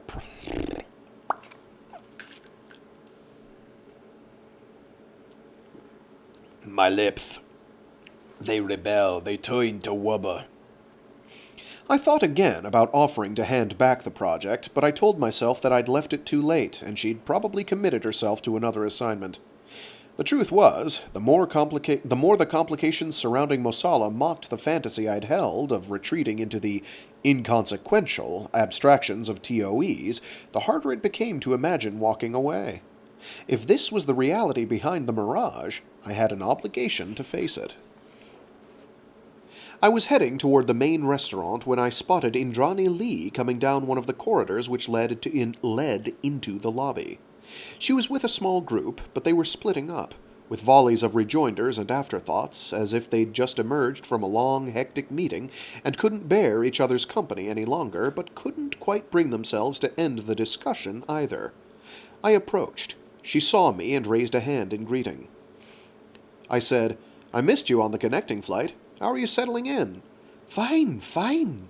She seemed happy and excited. The conference was obviously living up to her expectations. But you don't look at all well. I laughed. As a student, did you ever find yourself sitting for an exam where all the questions on the paper, and all the questions you'd stayed up until dawn preparing to answer, had so little in common that they might as well have come from two completely different subjects? Several times. But what's brought on the déjà vu? Is all the mathematics going over your head? Well, yes, but that's not the problem. I glanced around the lobby. No one was likely to overhear us, but I didn't want to add to the rumors about Mosala if I could help it. I said, You looked like you were in a hurry. Maybe I'll bore you with all my tribulations on the flight back to Phnom Penh." In a hurry? No, I was just going out for some air. If you're not busy yourself, you're welcome to join me. I accepted gratefully. I'd been planning to eat, but I still had no real appetite, and it occurred to me that Lee might have some professional insights into techno-liberation which she'd be willing to share.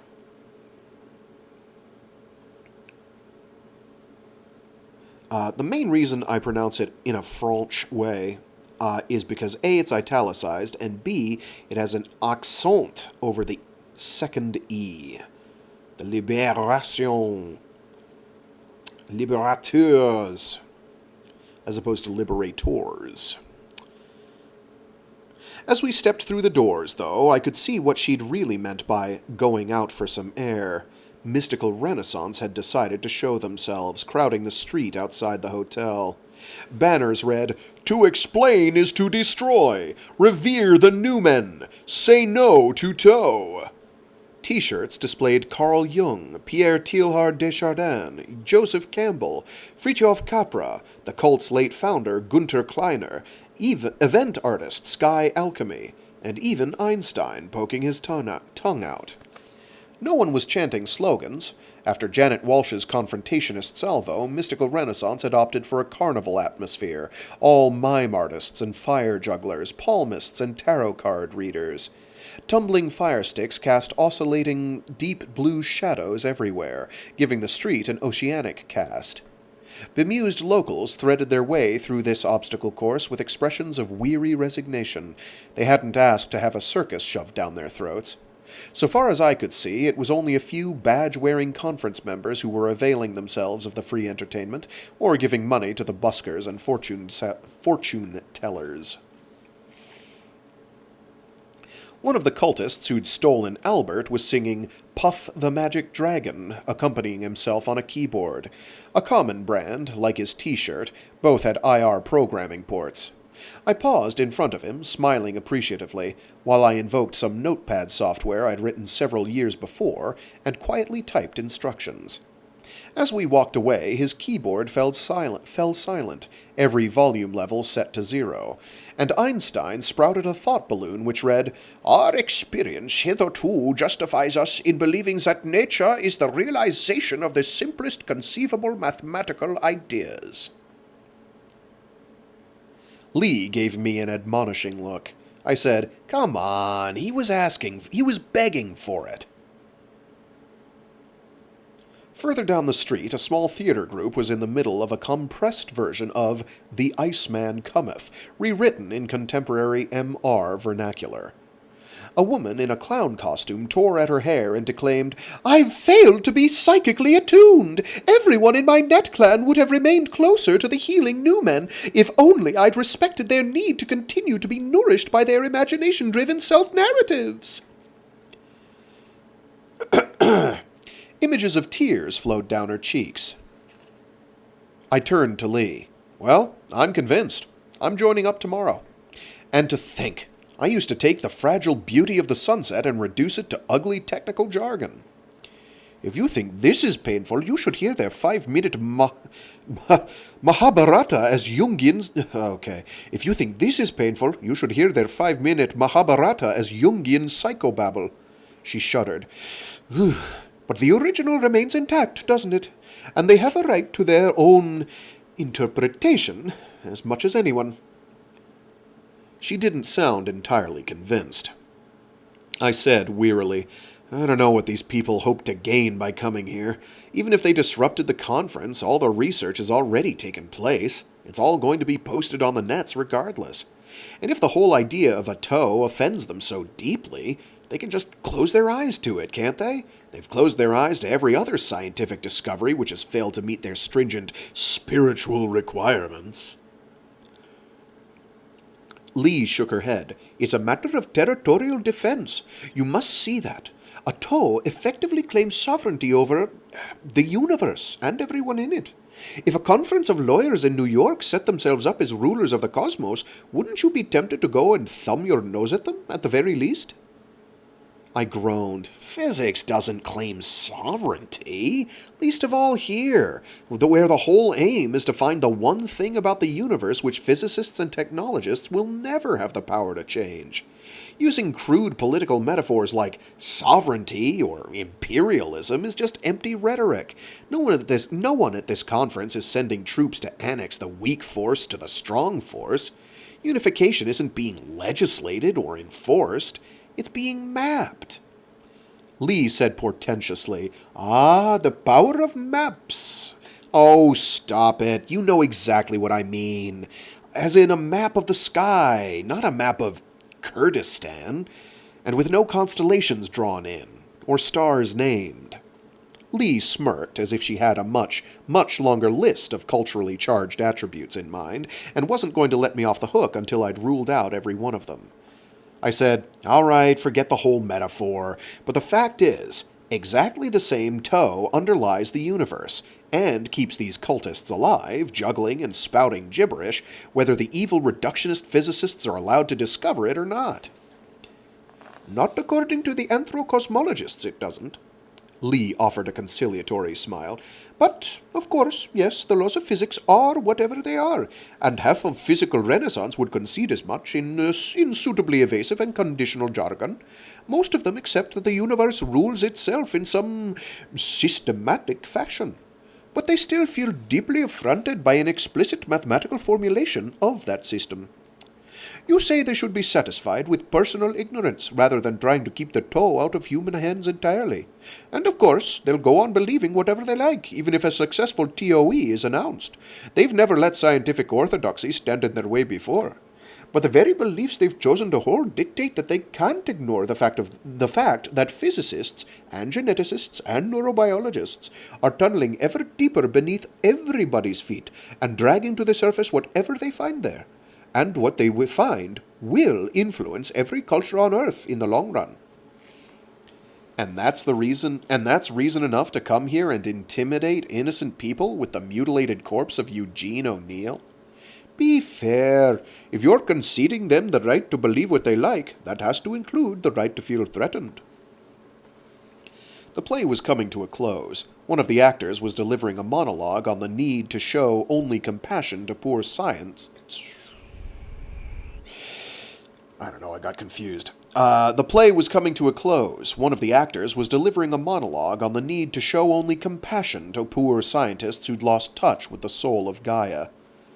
I said, "So what do you call claiming to know the divine will of the Earth itself, if not an equally global land grab couched in warmer and fuzzier terms?" Lee gave me a puzzled frown. "But of course, MR are like everyone else. They want to define the world on their own terms. They want to set the parameters. They want to make all the rules. Naturally, they've evolved an elaborate strategy to try to mask that fact, such as describing themselves with words like generous, open, and inclusive. But I'm certainly not suggesting that they're any more humble, virtuous, or tolerant than the most fanatical rationalist. I'm just trying to explain their beliefs to you as an outsider as best I can." "With your own universal explanatory scheme?" "Exactly. That's my arduous duty. Expert guide and interpreter to every subculture on Earth. The sociologist's burden. But then, who else could shoulder it?" She smiled solemnly. "I am, after all, the only objective person on the planet." We walked on through the warm night, passing right out of the carnival. After a minute or two, I turned and looked back. From a distance, it was an odd sight, compacted by perspective and framed by the surrounding buildings. A flamboyant sideshow embedded in the middle of a city, going about its ordinary life, which had built itself out of the ocean, molecule by molecule, and knew it. The adjacent streets certainly looked mundane and colorless in comparison, full of ordinary pedestrians, no one dressed as harlequins, no one juggling fire or swallowing swords, but the memory of the afternoon's dive and what it had revealed about the island was enough to make all of the cult's self-conscious exotica and desperately cheerful busyness fade into insignificance. I suddenly recalled what Angelo had said the night before I left Sydney. We sanctify what we're stuck with. Maybe that was the heart of it for mystical Renaissance. Most of the universe had been inexplicable for most of human history, and MR had inherited the strand of the culture which had doggedly made a virtue out of that necessity. They'd stripped away, or fed through a cultural blender, in a kind of mock pluralism, the historical baggage of most of the specific religions and other belief systems which had done the same in their day, and then inflated what remained into the essence of Big H itself. To sanctify mystery is to be fully human. Fail to do so, and you're something less. Soulless, left-brained, reductionist, and in need of being healed. James Rourke should have been here. The battle for the H-words was in full swing.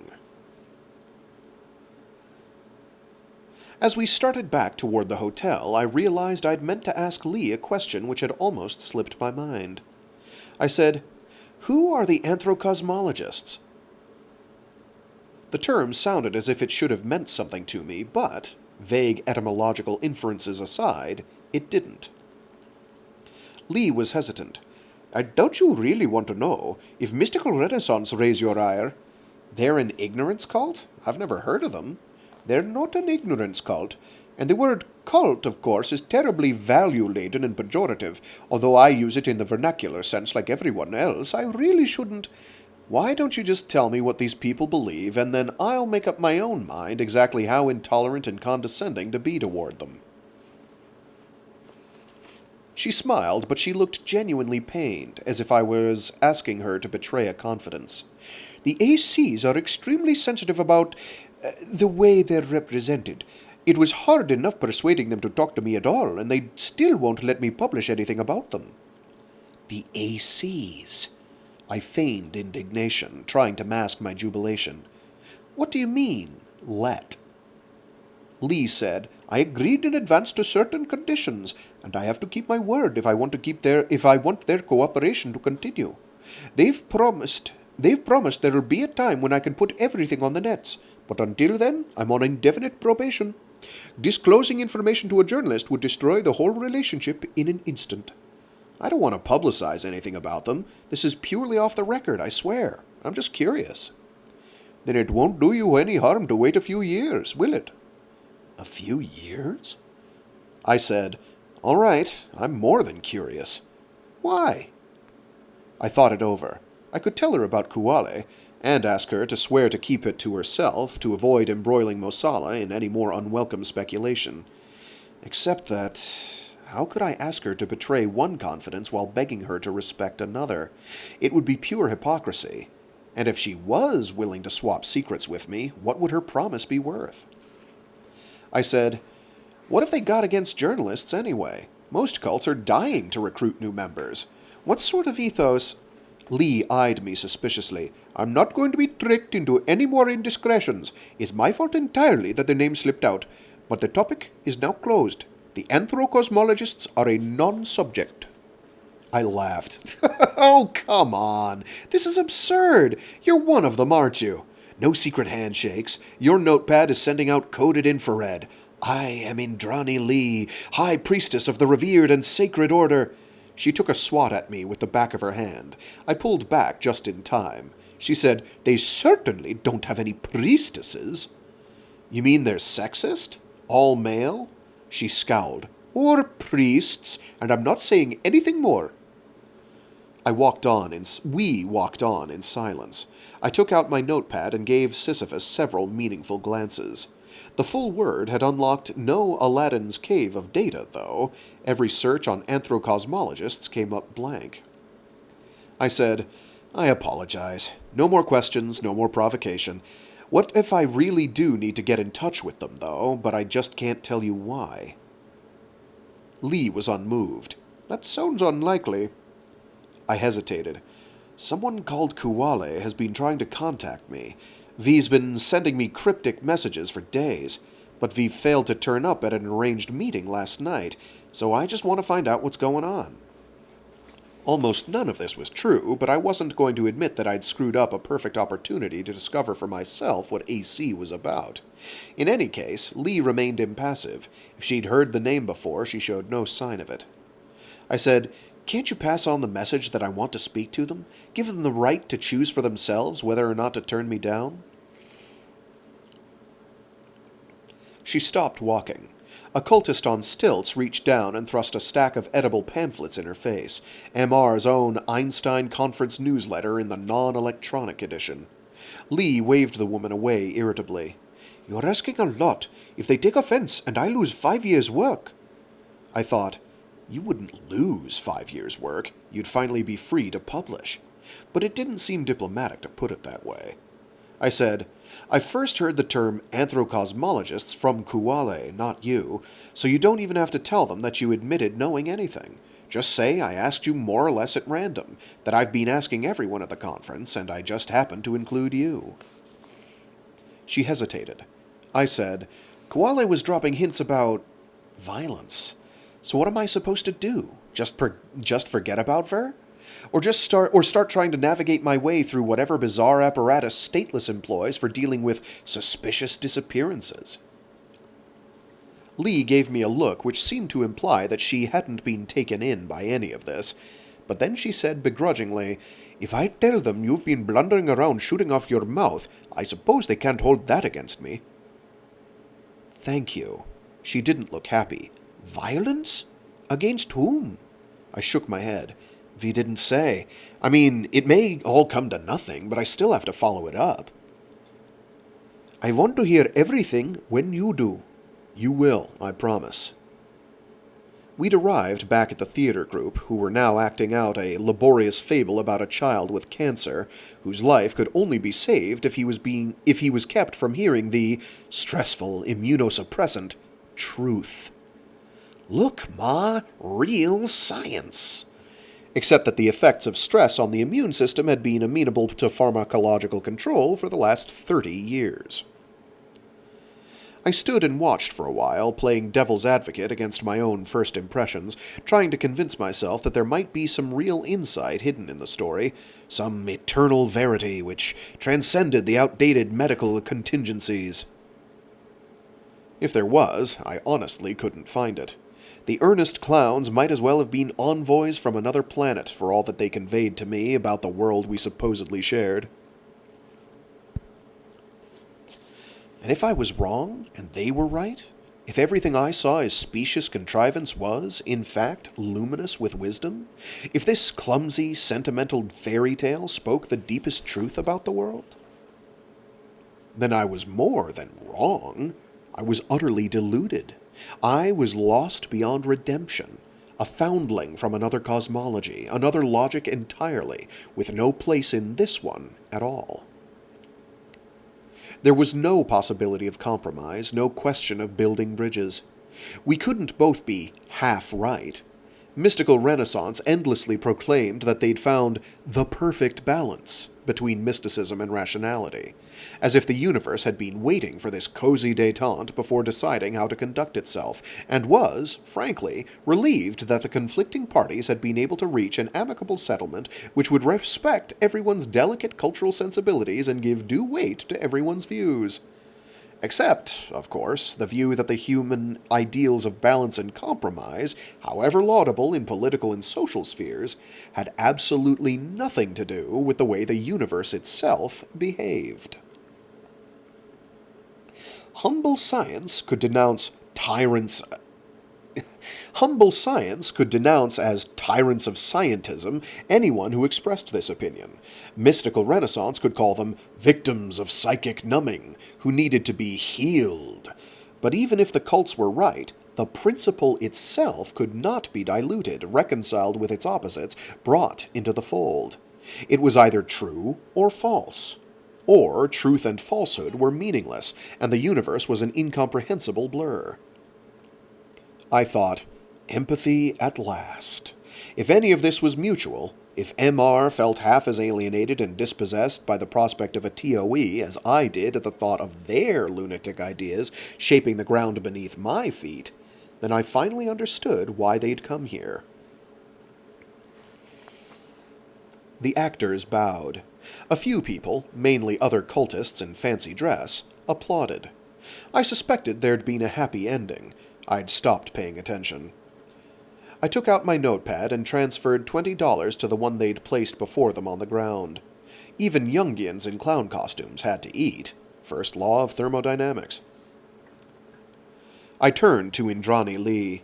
"Tell me, honestly, are you really the one person who can step outside every culture, every belief system, every source of bias and confusion, and see the truth?"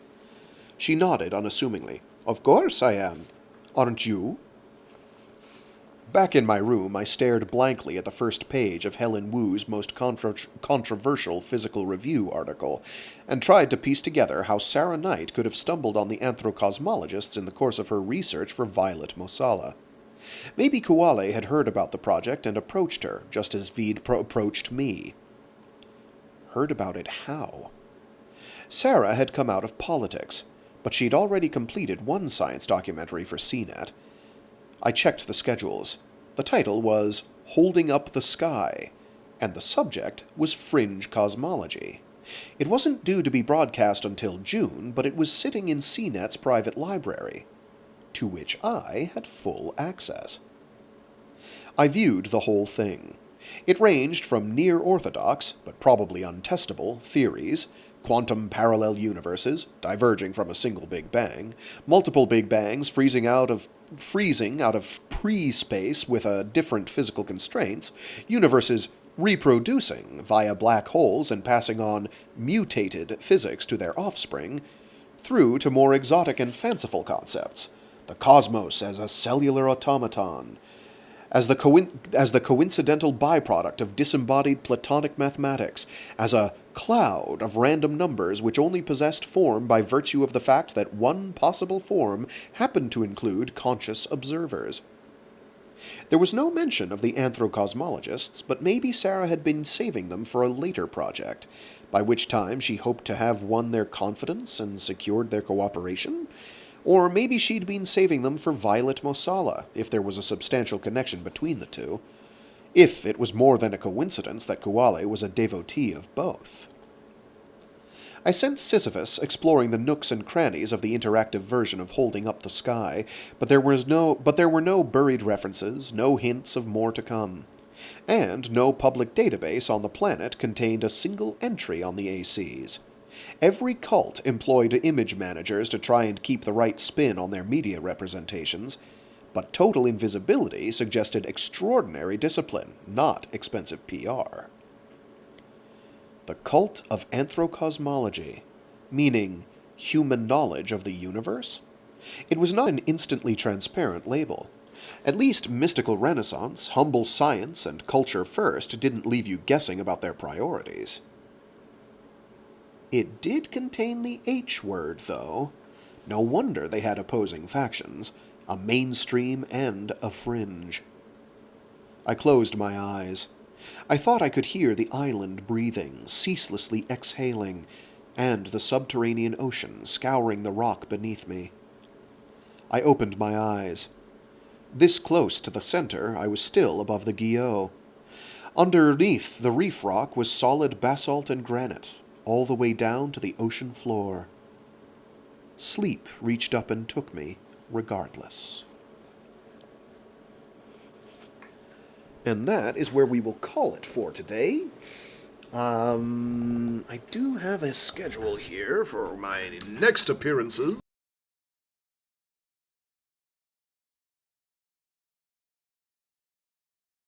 Come on, there it goes.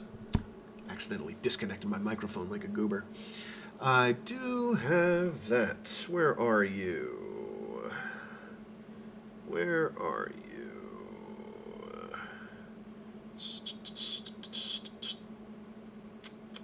Here we go. I want to say I have a Sunday for once. I do. So it'll be Sunday, March 15th, Thursday, March 19th, and Friday, March 20th. Will be the next days, unless something catastrophic or awesome occurs. Take your pick. So yeah, we will continue this. We should definitely be done this by the end of the month. It's not tremendously long, at least compared to the Endymion Omnibus, which is quite long indeed. Hopefully people are enjoying. It's nice to be reading some Egan again. It's been a hot minute, a few months, quite a few months. And goodness knows he's got enough to keep us entertained for quite some time indeed. Anyway, with that I'm going to run. Stay safe, stay sane, be decent to each other.